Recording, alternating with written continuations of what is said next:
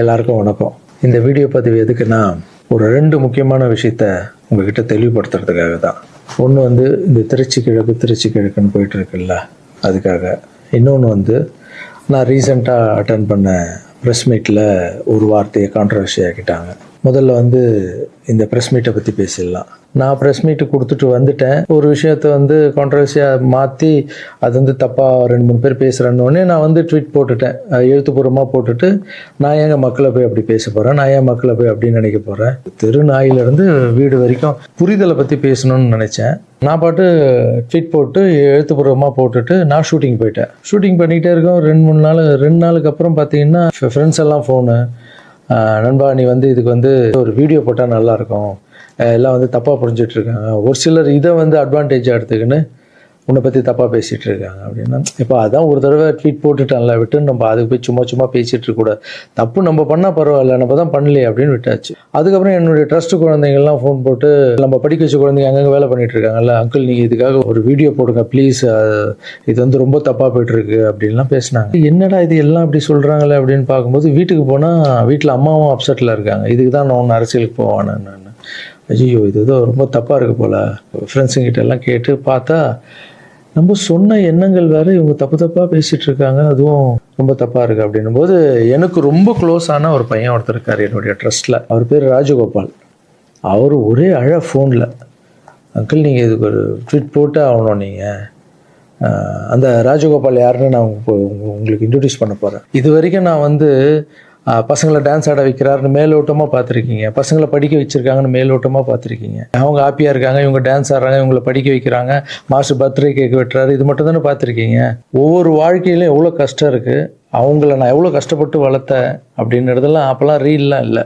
இப்போ சொல்கிறேன், ஒரே ஒரு பையனுடைய அவர் எப்படி சேர்ந்தார், அவருடைய கஷ்டம் என்ன, நான் எவ்வளோ கஷ்டப்பட்டேன், அவர் இப்போ எந்த நிலைமையில் இருக்கார், எந்த நிலைமையில் இருந்தாலும் நான் அவர் எப்படி விடாமல் இருக்கேன்றதை அந்த பையனை இன்ட்ரடியூஸ் பண்ணுறவாங்க. இவர் பேர் தான் ராஜகோபால். இந்த வீடியோவில் பேசியே அவனுன்ற முடிவில் வந்திருக்காரு. இவர் நிறைய ஆசைப்பட மாட்டார், ஏதாவது ஆசைப்பட்டு கேட்டால் செஞ்சிடணும், எல்லாம் கொஞ்சம் கோவம் வர அவருக்கு. இவர் யாருன்னு முதல்ல நான் சொல்கிறேன். இவர் சேர்ந்தது 20 வருஷத்துக்கு முன்னாடி என்கிட்ட சேர்ந்தார். எப்படி தெரியுமா சேர்ந்தார்? நைட் நான் படுத்துட்டு இருக்கேன், ஒரு 11 மணிக்கு சொல்கிறாங்க, கீழே உங்கள் வீட்டு கீழே யாரோ ஒருத்தர் வெயிட் பண்ணுறாங்க சார், உங்களை பார்க்கணும் அப்படின்னு சொல்கிறாங்க. இல்லைங்க 11 மணி ஆயிடுச்சு, காலையில் வர சொல்லுங்க அப்படின்னு. ஒரு சிலர் படிப்புக்கு ஹெல்ப் கேட்டு வருவாங்க, இந்த ஆர்ட் ஆப்ரேஷன் ஹெல்ப் கேட்டு வருவாங்க அப்படின்னு நினச்சி, சரி படிப்புக்காக தான் வந்திருப்பாங்க நான் நினச்சிக்கிட்டு காலையில் வர சொல்லுங்கன்னு சொல்கிறேன். இல்லை அப்பா அம்மா இல்லை, யாருமே இல்லை, ஊர்லேருந்து உங்களை நம்பி வந்துட்டாராம், ஸோ உங்களை பார்க்கணுன்னு வெயிட் பண்ணுங்கிறார். கீழே போய் பார்த்ததும் தான். அப்போ இவர் கொஞ்சம் நடப்பார், நல்லா நடப்பார். கொஞ்சம்னா பெண்டாய் நடந்து போய் வர அளவுக்கு இவரால் முடியும். போய் பார்த்தா அப்படியே கண்ணில் அப்படியே தண்ணி, அப்படியே கலங்கி என்னை அப்படியே கட்டி பிடிச்சாரு 20 வருஷத்துக்கு முன்னாடி இவர். ஸோ அந்த அணைப்பிலே எனக்கு ஃபீல் ஆச்சு, இது வலி உள்ளே ரொம்ப இருக்குது, அவருக்குள்ளே நிறைய வலி இருக்குதுன்னு என்னால் ஃபீல் பண்ண முடிஞ்சது. ஏடாக நானும் உட்காந்து கேட்டேன், இல்லை சார் எனக்கு அப்பாவும் இல்லை அம்மாவும் இல்லை யாரும் இல்லை, என்னால் கொஞ்சம் தான் நடக்க முடியும், எனக்கு நீங்கள் உங்களை பற்றி கேள்விப்பட்டேன் சார், நான் இங்கேயே உங்கள் கூடவே தங்கிக்கிறேன் சார், உங்களை பற்றிலாம் நான் படிச்சிருக்கேன் சார், எனக்கு அப்பாவா அம்மாவா இருந்து நீங்கள் என்னை பார்க்கணும் சார் அப்படின்னு. அந்த நைட் டைமு, அவருடைய பேகு, நடக்க முடியாத ஒரு சூழல் அப்படியே பார்த்து, அப்போ தான் நான் ஆரம்பித்து சின்ன குழந்தைங்க இருக்காங்க, பெரியவங்களை எப்படி சேர்த்துக்கிறது உள்ள, குழந்தைங்க கூட போய் எப்படி நம்ம இவங்களை மிக்ஸ் பண்ணுறது, இந்த டவுட்டெல்லாம் இருக்குது மைண்டில், இதெல்லாம் ஓடுது. எல்லாம் சின்ன பசங்களாக இருக்காங்க, இவர் பெரியவராக இருக்கார், எப்படி உள்ள இதெல்லாம் போயிட்டு இருக்கும்போது கூட யோசனை பண்ணிகிட்டே இருக்கேன். பட் எது நடந்தாலும் இல்லை, கடவுள் அமைச்சிருக்காரு, அவ்வளோதான், சேவையே கடவுள், வாங்கண்ணா பார்த்துக்கலாம் அப்படின்னு அவர் அப்படியே உள்ளே கூப்பிட்டு போய் ஃபஸ்ட் டைம் சாப்பாடு போடுறோம் வீட்டில். அந்த பசியில் அவர் சாப்பிட்டது அதெல்லாம் கூட இன்னும் கூட எனக்கு ஞாபகம் இருக்குது. அந்த பசியில் சாப்பிடும்போது கண் கலங்கிட்டே இருந்தார், அவ்வளோ பசியில் இருந்தார் அவர். ஸோ இவருக்கு கீழே ஒரு ரூம் கொடுத்து, ஆஃபீஸ்க்கு போகிறதுக்கு முன்னாடி கீழே ஒரு ரூம் கொடுத்து, இவருக்குன்னு ஒரு செப்பரேட் ரூம் கொடுத்து, குழந்தைங்கள்லாம் உள்ளே இருப்பாங்க, இவர் மட்டும் ஆஃபீஸ்க்குள்ளே போகிறதுக்கு முன்னாடி ஒரு ரூம் கொடுத்து இங்கே தங்குங்கன்னொடனே அவர் அழுது எல்லாம் பயங்கர ஹாப்பியாக ஸ்டே ஆகிட்டார். அப்புறம் பார்த்தீங்கன்னா அப்படியே காலம்போது என் கூடவே இருக்காரு, ஹாப்பி, எல்லாமே மறுபடியும் இம்ப்ரூவ் ஆயிடுச்சு. ஒரு 3-4 வருஷத்துக்கு அப்புறம் ட்ரஸ்ட்டுக்கு நிறைய பேர் போகிறது இதெல்லாம் இருந்தது. அப்புறம் ஆஃபீஸில் உட்காருவோன்னா இவர் ரூம் பக்கத்துலேயே இருந்ததால நான் என்ன சொன்னேன்னா, கண்ணா நம்ம ரூம் நம்ம மேலே மாற்றிக்கலாம், ஏன்னா ஆஃபீஸ் இருக்குது, உங்களுக்கும் தூங்கணும், டிஸ்டர்ப் ஆகும், நிறைய க்ரௌட் வந்துட்டு போகிறாங்க அப்படின்னு கேஷுவலாக, நம்ம பிள்ளை தானே நீ மேலே எடுத்துக்கிடா கண்ணா அப்படின்னு சொல்லிட்டு போயிட்டேன். திடீர்னு நைட்டு ஃபோன் வருது, ராஜகோபால் கழுத்தை அறுத்துக்கிட்டாரு, அவருக்கு ரத்தம் ஊற்றுதுன்னு. என்னன்னு புரியல. நானும் ஒய்ஃபு எல்லாம் பதறிச்சுட்டு ஓடணும். போய் பார்த்தா ஒரு பிளேடில் எடுத்து கழுத்தை அறுத்துட்டு இருக்காரு. என்னன்னு ஒர்க்கர்ஸ் கிட்ட கேட்டால் அவங்க சொல்கிறாங்க, இல்லை நீங்கள் கீழே ரூம்லேருந்து மேலே மாற்றிட்டீங்களா அப்படின்னு. பார்க்கறதுக்கு தான் இவர் விளையாட்டு பிள்ளை மாதிரி இருப்பார், அமைதியாக இருப்பார். பயங்கர வால் இது. உடனே நைட்டு ஹாஸ்பிட்டலுக்கு அந்த சூழலை கொஞ்சம் நினச்சி பார்க்கல.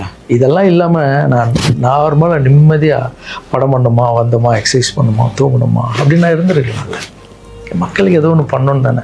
இந்த ஒரு பையனுக்கே எப்படி நைட்டெல்லாம் போய் ஹாஸ்பிட்டலில் உட்காந்து அவருக்கு என்ன ஆகுமோ ஏது ஆகும்னு பயந்து, அதுக்கப்புறம் கூப்பிட்டு வந்து எதுவும் ஆகலன்னு கண்ணா இப்படி பண்ணாதுன்னு அதுக்கப்புறம் தான் அவரே புரிஞ்சுக்கிட்டார். ஒரு மாதம் மேலே இருந்தவொடனே, ஆமாம் மாஸ்டர் கீழேன்னா எல்லாம் வந்துட்டு போவாங்க, எனக்கு தூக்கமே இருக்க, மேலே நிம்மதியாக இருக்கு மாஸ்டர், ஹாப்பியாக இருக்குன்னு. இந்த மாதிரி பசங்களுக்கு டக்குன்னு கோவம் வந்துடும். அதை புரிஞ்சுக்கணும். இந்த ஒரு பையனுக்கே இந்த ஸ்டோரி இருக்குது. அதுக்கப்புறம் இவர் என்ன பண்ணார், நல்லா நடந்திருந்த பையன் வெளியே போவாதுன்னு சொன்னால் என்ன கேட்காம ஏதோ வெளியே போயிருக்கார். ஏதோ ஒரு இடத்துல போய் விழுந்து பேக் போனும் அடிபட்டுருச்சு. அவ்வளோதான், ஆப்ரேஷன் பண்ணாதான் இவரால் உட்காரவே முடியும்னு சொல்லிட்டாங்க. சரி, ஒரு ஹாஸ்பிட்டல் நான் டிசைட் பண்ணி ஆப்ரேஷன் போனாலும் நான் இந்த ஹாஸ்பிட்டல்லாம் ஆப்ரேஷன் பண்ணிக்க மாட்டேன், நான் காவேரி ஹாஸ்பிட்டலில் தான் ஆப்ரேஷன் பண்ணிக்கன்னு சொன்னார் அவர். ஏன்டா அது காவேரி ஹாஸ்பிட்டலில் அந்த டைமில் வந்து கலைஞர் ஐயா இருக்கார்ல, அவர் வந்து அந்த ஹாஸ்பிட்டலில் உடம்பு சரியில்லாமல் இருந்தார். இவர் அந்த நியூஸ்லாம் பார்த்துட்டு காவேரி ஹாஸ்பிட்டல் தான் சிஎம்லாம் இருக்காங்கல்ல, அதான் பெரிய ஹாஸ்பிட்டல், அங்கே தான் எனக்கு வேணும் அப்படின்னு. என்ன பண்ணுறது, தம்பி போல புள்ள மாதிரி வந்துட்டாரு. அதே காவேரி ஹாஸ்பிட்டல் கூட்டு போய் அங்க ஒரு டாக்டர், இப்போ டாக்டர் பேர் என்ன கண்ணா? ஷாம் சுந்தர் டாக்டர். இப்ப கூட போய் பார்த்துட்டு வந்தீங்கல்ல? இப்ப கழுத்துக்கு அவர் ப்ராப்ளம், இப்ப போய் பார்த்துட்டு வந்திருக்காரு. உங்களுக்கு ஆபரேஷன் எத்தனை நாள் ஆச்சு, எத்தனை வருஷம் ஆச்சு? 5 வருஷம் ஆச்சு. 5 வருஷம். 5 வருஷத்துக்கு முன்னாடி அந்த காவேரி ஹாஸ்பிட்டலே போய் இவருக்கு ஆபரேஷன் பண்ணி, இதெல்லாம் பப்ளிசிட்டி பண்ணணும்னு சொல்லியிருந்தா கீழே விழுந்தது போட்டிருக்கணும், ஆபரேஷன் டாக்டர் எப்படி பண்றாருன்னு போட்டிருக்கணும். ஆபரேஷனுக்கு அப்புறம் என்ன தெரியுமா நடந்தது? அதுதான், ஆபரேஷனுக்கு அப்புறம் இவரால் நடக்க முடியாது, ஒரு ஆளை போட்டு தான் பார்த்துக்கணும்னாங்க. அப்புறம் இவருக்கு ஒரு அம்மா வேலைக்கு ஆளை போட்டோம் இவரை பார்த்துக்கிறதுக்கு வீட்டில். இதெல்லாம் என் சொந்த வீட்டில் வளர்க்குறேங்க, நான் ஃபர்ஸ்ட் வாங்கின வீட்டில் வளர்க்குறேன். ஆமாம், இதெல்லாம் என்ன சர்வீஸ்? மக்களுக்காக பண்ணுறது. மக்கள் பணத்தால் தான் நான் நல்லா இருக்கேன். மக்களை போய் நான் தப்பாக பேசுறேன்னு சொன்னோன்னே வலிச்சிருச்சு. எங்கள் அம்மாவே வீட்டுக்கு போகிற அழுதுட்டாங்க, இதுக்கு தான் நீ அரசியலுக்கு போவானான்னு சொன்னேன். ஒரு பையனுக்கு எப்படின்னா, எத்தனை ஃபிசிக்கல் சேலஞ்சு நீங்கள் பார்த்துருப்பீங்க, என்னெல்லாம் நடந்திருக்கும் என் லைஃப்பில். அதை விட 60 குழந்தைங்களுக்கு என்னென்ன ப்ராப்ளம். ஒரு குழந்தைக்கு கொரோனா வந்து எல்லா குழந்தைக்கும் கொரோனா உண்டு. இப்போ தான் வந்து ட்ரஸ்ட்டில் எல்லா பசங்களும் பெருசாகிட்டாங்க, ஒரே ட்ரஸ்ட்டில் இருக்கக்கூடாதுன்னு பசங்க அங்கங்கே படிக்க வச்சு அவங்க பாட்டி வீட்லேயே அங்கங்கே இருக்காங்க. இப்போது ஒரு வாரத்துக்கு முன்னாடி தான் ஃபாதர்ஸ் டே வந்தது. நான் வளர்த்த குழந்தைங்க எல்லாரும் எனக்கு வந்து செலிப்ரேட் பண்ணுறாங்க. இன்னும் நம்ம இங்கே தானே வளர்ந்தோம், அப்பா தானே வளர்த்தாருன்னு என்னை பார்த்து இந்த பூச்செண்டு கொடுக்கும்போதெல்லாம் எனக்கு அவ்வளோ ஒரு சந்தோஷம். அதனுடைய அன்பு பார்த்தீங்கல்ல, யாருக்காவது கிடைக்குமா? ஸோ இதெல்லாம் மக்களுக்கு மேலே வச்சுட்டு இருக்க அன்பு மட்டும்தான். நீ பேசணுமா? என்ன பேச போற? அதான் நான் அங்கிள் சொல்லிட்டேன் உன்னை பற்றி எல்லாமே. இல்லை, நான் கொஞ்சம் உண்மையாக சொன்னேன். சரி சொல்லு. இது வந்து யார் நம்ப மாட்டாங்க. இப்போ நான் வந்து பாதிக்கப்பட்டவன். சரி சொல்லு. நீங்க எப்படி பார்த்துட்டீங்கன்னா அந்த கடவுளுக்கும் எங்கள் அம்மாவுக்கு தான் தெரியும். இது நான் வந்து மக்கள் மாதிரி உங்களுக்கு நான் உண்மையாக சொல்றேன். நான் கும்பிட அனைத்து கடவுள் மேலானே என்னை பெற்ற அம்மா மேலானே சொல்றேன். இந்த பின்னாடி நிற்காங்கல்ல, இவர் எங்கள் சார் மட்டும் இல்லை, எனக்கு அம்மா அப்பா எல்லாமே இவங்க தான். எங்கள் அப்பா பெரிய கோடீஸ்வரர் அப்படின்னு என்னை வந்து நான் இப்படி வாழ்ந்துட்டேன் அப்படின்னு எங்கள் அம்மா என்னையும் அனாதையை விட்டுட்டாரு. எங்கள் அம்மா என்னை விட்டு போனதுக்கப்புறம் இந்த உலகத்தில் எப்படி வாழ போகிறோம் அப்படின்னு ரொம்ப தயக்கமாக இருக்கு. இது நீ ஃபீல் பண்ணக்கூடாதுன்னு நான் பேசுனேன். இங்கெல்லாம் அதெல்லாம் இருக்கக்கூடாது, புரியுதா? இல்லை டேய், ஆமா இதெல்லாம் அழக்கூடாது. நீ ஸ்டாப் பண்ணி பேச வேணாம், நீ பேச வேணாம். இல்லை, நான் பேசாமணும். உனக்கு அடைக்கண்டா, தொண்டை அடிச்சுன்னா பிரச்சனை வரும். என் உயிரை போனாலும் பரவாயில்ல, என்னை என் உயிருக்கு கொடுத்து நீங்க இப்போ எங்கள் அம்மா என்னை எப்படி 10 மாதம் சுமந்து பெற்றாங்களோ அது மாதிரி இப்போ நான் உயிரோட உங்க முன்னாடி இருக்கேன்னா இந்த இவர் கொடுத்த தைரியமும் இவர் கொடுத்த 10 லட்ச ரூபா செலவு பண்ணி தான் நான் இப்போ உட்காந்துருக்கேன். இன்னொரு தகுதிக்கு அவ்வளோ கூடிய ஹாஸ்பிட்டலில் நான் போய் ஆப்ரேஷன் பண்ணது கனவுக்குள்ள நினைக்க முடியாது. ஒருத்தங்க ஹாஸ்பிட்டலில் போய் சேர்க்கும் போது அவங்க சொந்த பண்ணோம் எல்லாரும் வந்து பார்ப்பாங்க. ஆனால் என்னையாலும் வந்து பார்க்கறதுக்கு ஆள் கிடையாது. ஆனால் என் மாஸ்டர் அந்த ஒரு கொலை கூட தெரியாமல் டெய்லியும் வந்து பார்ப்பாரு. போதும் உங்க பேர் ஆல்ரெடி கழுத்து வலியில் இருக்க, ரொம்ப பேச எமோஷனல்லாம் டிஸ்டர்ப் ஆகும். உங்களை கிட்ட போய் சொல்றது இந்த உலகத்துக்கு நான் வந்து நீங்க எப்படி சொல்லி நான் போனா கூட பரவாயில்ல. ஏன்னா உங்களை எல்லாரையும் தப்பா பேசுறேன், எனக்கு ரொம்ப கஷ்டமா இருக்கு. சரி அதெல்லாம் புரிஞ்சுப்பாங்க கண்ணா, அதெல்லாம் மக்கள் தப்பா பேசல, தப்பா பேசுற மாதிரி பண்றாங்க. நான் சொந்த வீட்டை கூட எங்களுக்காக கொடுத்துட்டு ஒரு வாழை வீட்டுல போயிருந்தாரு. இந்த காலத்துல அப்படி யாருங்க செய்வா? இந்த ஒரு பையனுடைய வாழ்க்கையில எவ்வளோ கஷ்டங்க, எத்தனை குழந்தைங்க வளர்த்துருப்பேன், எவ்வளோ கஷ்டத்தை பார்த்துருப்பேன். எனக்கு ஒன்றே ஒன்று பண்ணுங்க, எங்கள் அண்ணன் தப்பாக பேசியிருக்க மாட்டார், யார் என்ன தான் சொன்னாலும் அவர் இதை பண்ணியிருக்க மாட்டார்ன்ற சப்போர்ட் மட்டும் எனக்கு போதும். ஏன்னா எங்கள் அம்மாண்ட இவ்வளோ கெஞ்சி எத்தனை வருஷத்துக்கு அப்புறம் அம்மா ப்ளீஸ்மான்னு சொல்லி விஜய் சார் வந்ததால் ஒரு நம்பிக்கை வந்து அம்மா போன்னு சொன்னாங்க. இப்போது இந்த விஷயம் எப்போ ஸ்டார்ட் ஆச்சோ இந்த கான்ட்ரவர்சி, அப்போத்துலேருந்து அம்மா மறுபடியும் பார்த்தியா நான் இதான் சொன்னார். சரி, ஏன்னா அம்மாவுக்கு 70 வயசு ஆகிடுச்சு, பாவம் அவங்க சொல்லி புரிய வைக்க முடியாது. அம்மா ஒரு சிலர் தான் வீடியோ போடுறான், பொதுமக்களுக்கு ஒன்றுமே இல்லை நம்ப மாட்டாங்கன்னு சொன்னால் கூட அவங்களுக்கு ஒரு மாதிரி இருக்கும், வயசானவங்க இல்லை, அவங்க போய் எழுத்தும் பேச முடியாது. ஏன்னா நிறைய பேர் நான் பார்க்குறேன், இன்னும் எல்லாத்துக்கும் அம்மா அம்மா அம்மா அம்மான்னு. அம்மா தானே சார் எனக்கு, என்னுடைய ஃபஸ்ட்டு ரசிகை எங்கள் அம்மா, ஃபஸ்ட்டு குரு, ஃபஸ்ட்டு டீச்சரு, அதுக்கப்புறம் என்னுடைய தெய்வம், என்னுடைய பெஸ்ட்டு ஃப்ரெண்டு, எல்லாமே என் வாழ்க்கையில் தாய் தாங்க. தாய் இல்லைன்னா நான் இல்லவே இல்லைங்க, நான் மட்டும் இல்லைங்க, இந்த உலகத்தில் யாருமே இல்லை. என் தாயுடைய ஆசீர்வாதம்லாம் நான் வந்து இருக்க முடியாது. நான் பேசினா தாயின்னு வரும், அது வரலன்னா தான் தப்பு. நீங்கள் என்ன எல்லாத்துக்கும் தாய் தாய் தாய், நான் அப்படி தான். அப்புறம் இன்னொரு வார்த்தை கூட கேட்குறீங்க, ஏன் வர்றதுன்னா வர வேண்டியதானே, ஏன் மக்கள்கிட்ட போய் கேட்கணும்? மக்கள் திருப்பி மகிழ்ச்சியும் திருப்பின்ட்டு இருக்குல்ல. மற்றவங்களாம் கேட்க மாட்டாங்க, வந்துடுவாங்க. நான் மற்றவங்க கேட்க மாட்டாங்க, நான் கேட்பேன். என் சொந்தத்தை எல்லாரையும் கேட்குறேன், அதுமாரி மக்கள்கிட்ட ஒரு வார்த்தை கேட்டால் என்ன தப்பு?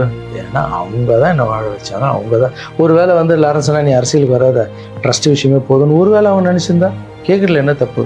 அவங்களுக்கு மரியாதை கொடுக்குறதுல என்ன தப்பு? இனிமேல் நான் கேட்டு தான் பண்ணுவேன். 4 பேருக்கு சாப்பாடு போட்டால் அரசியலுக்கு வந்துடலாமா? மாற்றுத்திறனாளிக்கு 2 பேருக்கு டான்ஸ் சொல்லி கொடுத்துட்டா அரசியலுக்கு வந்துடலாமா அப்படின்னு கேட்குறீங்க. நான் 4 பேருக்கு சாப்பாடுலாம் போடலாங்க. பார்த்தீங்கல்ல, ஒருத்தருடைய லைஃபையே வளர்த்து எடுக்கிறாங்க, ரொம்ப கஷ்டம். எல்லாரும் அரசியலுக்கு நான் வந்த அப்புறம் இதை பண்ணுறேன் அதை பண்ணுறேன்னு சொல்லுவாங்க, ஆனால் நான் பண்ணிட்டு வரேன்னு சொல்கிறேன், இன்னும் வரேன்னு கூட சொல்லல. அதுக்குள்ளே அப்படி பேசாதீங்க. 4 பேருக்கு சாப்பாடு போட்டு அரசியலுக்கு வந்துடுறேன். நான் என்னுடைய கஷ்டம் ரொம்ப பெரிய கஷ்டங்க, ரொம்ப வலி இருக்குது எனக்குள்ள. நான் நிஜமாக உழைச்சிருக்கேன். இதெல்லாம் கேட்கும்போது மனசுக்கு ரொம்ப கஷ்டமாக இருக்குது. முன்னாடி ஏதோ பேசிட்டீங்க, இந்த வீடியோ பார்த்தீங்களா, இப்போவாது என் கஷ்டம் புரிஞ்சிருக்கும். இனிமேல் அப்படி யாரும் தப்பாக பேசாதீங்க. இந்த திருச்சி கிழக்கு தொகுதி, ஸோ நிறைய பேர் இடத்துல பார்த்தீங்கன்னா திருச்சி தொகுதியில் லாரன்ஸ் மாஸ்டர் நிற்கிறாரு. நிறைய பேர் அண்ணா நீங்கள் வாங்கண்ணா, நீங்கள் வந்தால் நாங்கள் ஓட் போடுறோண்ணா, வெல்கம்ண்ணா, இதெல்லாம் சொல்கிறீங்க. நான் ஷூட்டிங் போகிற இடத்துல நான் ஏதாவது ஆஃபீஸ் போனால் கூட வாங்க எம்எல்ஏ சார் திருச்சி தொகுதியில் நிற்கிறீங்களா, எல்லாரும் சந்தோஷமாக கூப்பிட்டீங்க, அன்பாக கூப்பிட்டீங்க. உங்கள் அன்புக்கு எல்லாருக்கும் நன்றி. பட் அது எது தர்மம்னு ஒன்று இருக்குல்ல, என் மனசில் இருக்குதான் நான் இன்றைக்கி சொல்லிடுறேன். நான் திருச்சி தொகுதியில் நான் வந்து நிற்கணுமா, இல்லை விஜய் சார் எப்போது ஹீரோ ஆனாரோ அப்போத்துலேருந்து ஒருத்தர் போஸ்ட் ஓட்டியிருப்பார்ல, அதுக்கப்புறம் அவர் அரசியல் ஸ்டார்ட் பண்ண அப்புறம் அந்த அரசியலுக்காக உழைச்சிருப்பாங்கல்ல, அவர் ஆரம்ப ஸ்டேஜ்லேருந்து வந்தவங்களாம் இருப்பாங்க, அவங்க வரணுமா நான் வரணுமா? விஜய் சார் வீட்டில் இன்னும் எத்தனை பேர் திருச்சிக்காக வெயிட் பண்ணிகிட்டு இருக்காங்களோ நம்மளுக்கு என்ன தெரியும்? அது விஜய் சார் டிசைட் பண்ணணும். விஜய் சார் யார் நிற்க வைக்கிறாங்களோ யார் வேணாலும் ஜெயிப்பாங்க. ஏன்னா விஜய் சார் முகத்துக்கு தானே ஓட்டு விடுது. ஸோ அந்த இடத்துல போய் நான் போய் நிற்கிறதுன்றது அது தர்மமே இல்லைல்ல. யாரோ ஒருத்தர் விதை போடுவாங்க, அங்கே செடி முளைக்கும், அதுக்கு வேலி கட்டுவாங்க, அதை பாதுகாப்பாங்க. ஒரு மரம் ஒன்று வரும், அந்த மரத்தில் ஒரு பழம் வரும், அந்த பழத்தை நான் எடுத்து சாப்பிட்ணுமா, விதை போட்டவங்க சாப்பிட்ணுமா? ஒரு வேளை நம்ம போய் சேரணும்னா எப்படி நம்ம சேரணும்? ஃபஸ்ட்டு உறுப்பினராக போய் சேரணும். உறுப்பினராக சேர்ந்து அந்த கட்சிக்காக 3 வருஷம் உழைக்கணும், 4 வருஷம் உழைக்கணும். கட்சியுடைய எல்லா நலத்திட்டங்களையும் எத்தனை போய் வெளியே சொல்லணும். கடமையை செய் பலனை எதிர்பார்க்காதன்றது தான் என்னுடைய கோட்டை. உழைக்கணும். அப்புறம் கட்சி மேலிடம் பார்த்து சிஎம் பார்த்து நல்லா உழைக்கிறாங்க, ஒரு போஸ்ட்டு கொடுத்தா அந்த போஸ்ட்டில் நம்ம இருந்து என்ன பண்ணணுமோ அதை பண்ணணும். அது தர்மம். நான் ஃபஸ்ட்டு என்னுடைய நிலைப்பாடை சொல்கிறேன். நான் எதுக்கு அரசியல் வந்திருக்கேன், ஏன் வந்திருக்கேன், யார் கூட போக போகிறேன் அப்படின்றத இன்ஃபார்ம் பண்ணுறேன். ஒரே ஒரு விஷயம் அவர்கிட்ட ஹெல்ப் கேட்க போகிறேன், எனக்காக இல்லை. எப்படி நம்ம ஹெல்ப் கேட்க போகிறேன்? கலைஞர் ஐயா இருந்தார், அவர் இருக்கும்போது நான் ஒரு சில குழந்தைங்கிட்ட ஆப்ரேஷனுக்கெல்லாம் ஹெல்ப் கேட்டேன், அவரும் பண்ணார். அதுக்கப்புறம் உதயநிதி ஸ்டாலின் சார், அவர்கிட்ட இப்போ தான் லேட்டஸ்ட்டாக ஒரு 2 மாதத்துக்கு முன்னாடி என்னுடைய மாற்றுத்திறனாளி பசங்க மல்லர் கம்பம் கற்றுக்கிட்டாங்க. மல்லர் கம்பம்னா ஒரு கட்டையை வச்சுட்டு அதுக்குள்ளே டான்ஸ் ஆடுறது கஷ்டப்பட்டு கற்றுக்கிட்டாங்க. அவங்களுக்கு ஷோஸ் எல்லாம் வேணும்னு அவர் நம்பர் என்கிட்ட இல்லை, கேட்டு வாங்கி ஒரு வீடியோ அனுப்பிவிட்டேன், அவ்வளோதான். அவர் என்ன பண்ணாருன்னா ஸ்டாலின் சார் சிஎம் சாருக்கு இதை அனுப்பி கேட்டு ஒரு வாரத்தில் சிஎம் சார் முன்னாடி ஆட வச்சுட்டாங்க. ஸோ அவங்கெல்லாம் அப்படி பண்ணியிருக்காங்க. அப்புறம் அன்புமணி ராமதாஸ் சார் பண்ணியிருக்காரு. நிறைய குழந்தைங்க ஆப்ரேஷன், அவர் ஹெல்த் மினிஸ்டராக இருக்கும்போது, நீங்களே நடிகராக இருக்கும்போது நான் ஒரு குழந்தைய கூப்பிட்டு வந்தேன், நீங்களே உங்கள் சொந்த காசை போட்டு ஆப்ரேஷன் பண்ணி அந்த குழந்தைய காப்பாற்றி கொடுத்து, நடிகராக இருக்கும்போதே ஒரு குழந்தைய காப்பாற்றிங்க. இப்போ சிஎம் ஆகிட்டீங்க, தைரியமாக வந்து உரிமையோடு கேட்பேன், ஒரு 1000 குழந்தைக்கு பண்ணு. 1000 நீங்கள் நினச்சா என்ன வேணால் பண்ணலாம் உங்கள் மினிஸ்டர்ஸ் கிட்ட சொல்லி. அது உரிமையோடு வந்து நான் போய் கேட்குறதில்ல, நியாயம் இருக்குது. அது சிஎம் பண்ணும்போது அதை வெளியே வந்து சிஎம் எனக்காக என் நண்பர் வந்து இத்தனை ஆப்ரேஷன் பண்ணார், இத்தனை குழந்தைங்க இந்த ஹெல்ப் பண்ணாருன்னு அப்போ பெருமையாக சொல்லிக்கலாம். நம்ம அதுக்குன்னு ஃபீல் பண்ணுறாதீங்க. அண்ணன் அரசியலுக்கு வரமாட்டார் போல். திருச்சி கிழக்கில் தான் நிற்கலன்னு சொன்னேன், அதுதான் தர்மம் இல்லைன்னு சொன்னேன், வேற எங்கேயும் நிற்கலன்னு சொல்லலை. நிற்போம் பொறுமையாக, அடி மேலே அடி எடுத்து வச்சு, அவசரப்பட்டு என்ன இது சீக்கிரம் வாங்கலாம் அப்படின்னு சொல்கிறேன். என்ன காய்கறி கடையாக போய் வாங்குறதுக்கு? இவ்வளோ நாள் நம்ம உழைச்சி காப்பாற்றி வச்ச பேரெல்லாம் ஒருத்தருக்கு போய் சரண்டர் பண்ணிவிட்டு அவங்களுக்காக உழைக்க போகிறோம்னா அங்கே நம்மளுக்கு சீட்டு வேணாம், எதுவும் வேணாம், மரியாதை.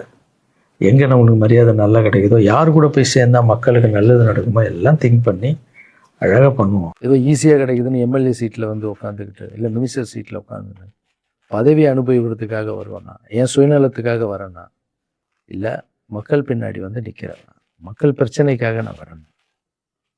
மக்கள் பிரச்சனைக்கு வர்றது தானே இங்கே கரெக்டான ஒரு விஷயம். இப்போ ஏதோ ஆசைக்கு ஏதோ கூப்பிட்றாங்க, அப்போ நம்ம போயிட்டு பதவி அனுபவிக்கலான்றது தப்பு இல்லைங்க. அதுதான் என்கிட்ட ஆல்ரெடி இருக்கேன், நான் சந்தோஷமாக தானே இருக்கேன், என்கிட்ட எல்லாமே இருக்கேன். மக்கள் பிரச்சனைக்காக நம்ம வந்து எங்கே போகணும், யார் கூட போகணும், எப்படியாப்பட்ட அரசியலை கையில் எடுத்தால் மக்களுக்கு நல்லது நடக்கும்ன்றத நல்லா திங்க் பண்ணி பொறுமையாக நானே உங்களுக்கு இன்ஃபார்ம் பண்ணுறேன். 2 படம் போயிட்டு எவ்வளோ சீக்கிரம் சொல்ல முடியுமோ நான் உங்களுக்கு சொல்கிறேன். தேங்க்யூ. சர்வீஸ் இஸ் காட் மாற்றம், சேவையை கடும்.